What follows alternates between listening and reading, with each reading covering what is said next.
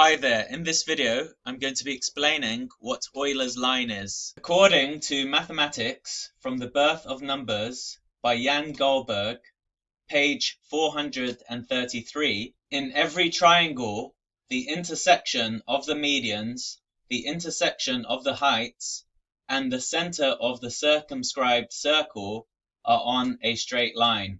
If you see this picture carefully, you're going to see a circle with an origin.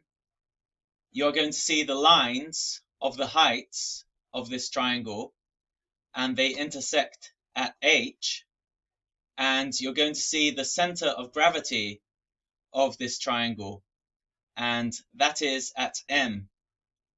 Now with Euler's line, it passes through these 3 points.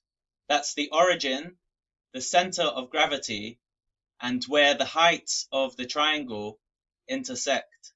Now this only works if there's a circumscribed circle surrounding the triangle. There's actually an animation that I created to emphasize the point. You can watch it at mathematics.proofs on Instagram. So here it is.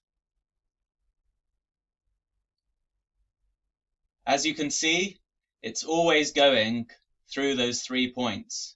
This white line over here is Euler's line. So it goes through the origin of the circumscribed circle, the center of gravity of the triangle, and where the lines of the heights of the triangle intersect. If you want to see the geometric images in this video, you can also find them at mathematics.proofs on Instagram. Just go here, click, and you'll be able to see these images.